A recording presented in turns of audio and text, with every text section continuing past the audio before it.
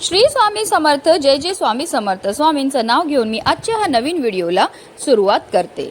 श्रावण महिना भगवान शंकराला समर्पित असून या महिन्यात उपवास, पूजा आणि धार्मिक कार्याला विशेष महत्त्व दिले जाते. पौराणिक मान्यतानुसार श्रावणात व्रत केल्याने आपले भविष्य खूप चांगले होते. भगवान शंकराची आपल्यावर कृपादृष्टी राहते. या श्रावण महिन्यात केवळ सोमवारच नाही तर काही जण श्रावणी शनिवारीही उपवास धरतात. आणि 22 ऑगस्टला आहे श्रावणातील दुसरा शनिवार. श्रावण महिन्यातील शनिवार खूप खास असतो. या दिवशी हनुमानाची आणि शनिदेवांची पूजा करण्याला विशेष महत्त्व असते. पुराणानुसार श्रावणी शनिवारी शनिदेव आणि बजरंगबलीची पूजा केल्याने इच्छित फळ मिळते आणि जीवनातील सर्व अडचणी दूर होतात. धार्मिक मान्यतानुसार हनुमान पूजामुळे शत्रूवर विजय मिळतो, तसेच दुःख, रोग, पीडा दूर होतात. श्रावण महिन्यात शनिवारी हनुमानाची पूजा केल्याने सगळे आजार बरे होतात. शारीरिक आणि मानसिक ताकद वाढते. हनुमानाच्या कृपेने कामातील अडथळे दूर होतात. ठरलेली कामे पूर्ण होतात. बुद्धी आणि संपत्ती वाढते. शत्रूंचा नाश होतो आणि समाजात मान सन्मान मिळतो. तसेच श्रावण शनिवारी अश्वत्थ मारुती पूजा करणे शुभ मानले जाते. अश्वत्थ मारुती म्हणजे पिंपळाच्या झाडाखाली असलेले हनुमानाची पूजा. अश्वत्थ म्हणजे पिंपळाचे झाड आणि या झाडाखाली हनुमानाची मूर्ती असल्यास त्याला अश्वत्थ मारुती म्हणतात. तसेच या दिवशी नृसिंह भगवानाची सुद्धा पूजाही केली जाते. नृसिंह हे भगवान विष्णूचे चौथे अवतार आहेत आणि ते भक्तांचे रक्षण करतात.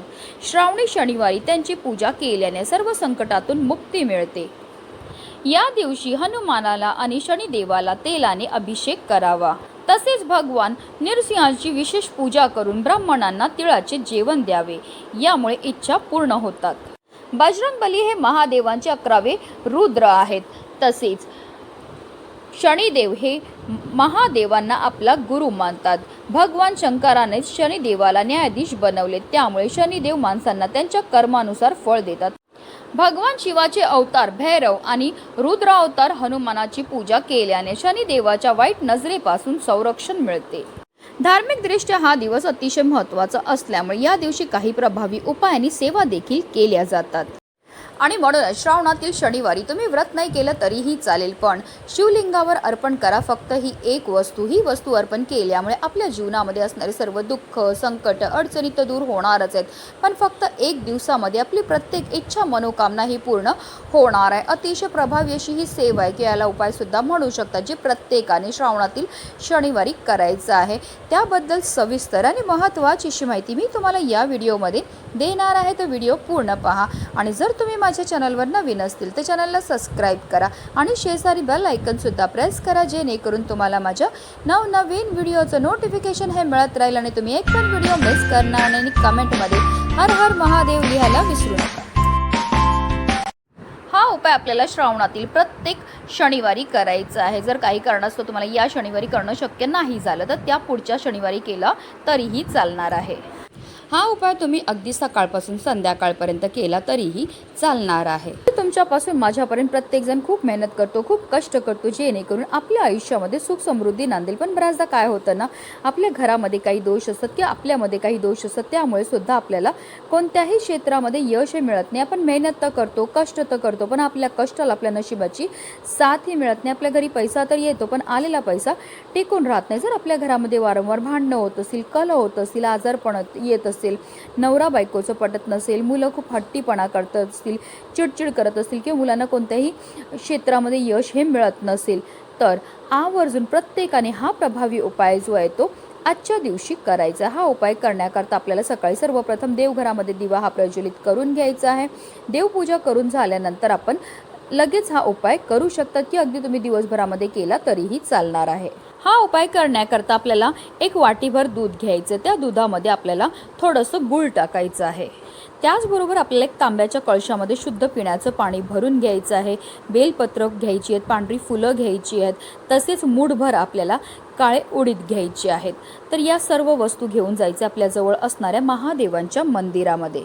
शिव मंदिरामध्ये गेल्यावर सर्वप्रथम तिथे आपल्याला दिवा हा प्रज्वलित करून घ्यायचा आहे। त्यानंतर आपल्याला आपला चेहरा उत्तर दिशेला होईल अशा रीतीने बसायचं आहे, म्हणजे जिकडनं जल वाहतं, जिला जलाधारी म्हणतात, तिचं जे तोंड आहे ते उत्तर दिशेला असतं, तर आपल्याला त्या दिशेला तोंड करून बसायचं आहे।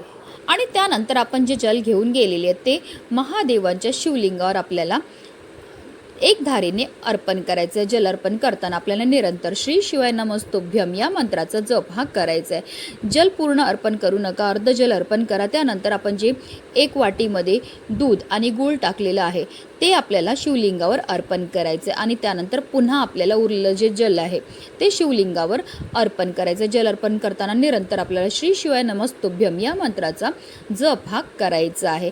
त्यानंतर आपल्याला शिवलिंगावर बेलपत्रही अर्पण करून घ्यायची आहेत। त्यानंतर आपण जे काळे उडीद घेऊन गेले ते आपल्या उजव्या हाताच्या मुठ्ठीमध्ये घ्यायचे आहेत, मूठ बंद करायचे आणि आपल्या मनातल्या इच्छा आपल्याला बोलायच्या आहेत की आपल्या आयुष्यामध्ये असणारी जी संकट आहेत, वेदना आहेत, दोष आहेत, दारिद्र्य आहे ते दूर होण्याकरता आपल्याला मनोभावे महादेवांना बोलायचं आहे। जेव्हा तुम्ही श्रावणातील शनिवारी असे हे काळे उडीद तसेच महादेवांना प्रिय असणारे वस्तू अर्पण करतो, तर त्यामुळे आपल्या जीवनामध्ये असणारे जेवढे पण संकट आहेत, वेदना आहेत, दोष आहेत, दारिद्र्य आहे ते दूर होण्यामध्ये मदतही मिळत असते।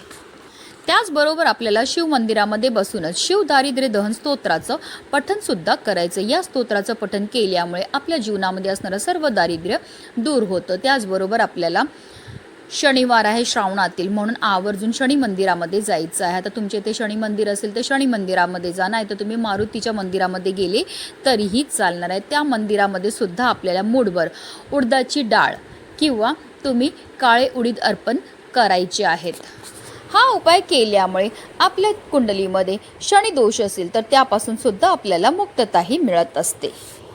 जेव्हा आपण श्रावणातील शनिवारी महादेवांची पूजा करतो, त्यांच्यावर काळे उडीद अर्पण करतो किंवा तुम्ही उडदाची डाळ अर्पण केली तर त्यामुळे आपल्यावर शनी महाराज प्रसन्न होतात, कारण महादेवांना शनी महाराज आपला गुरु मानतात।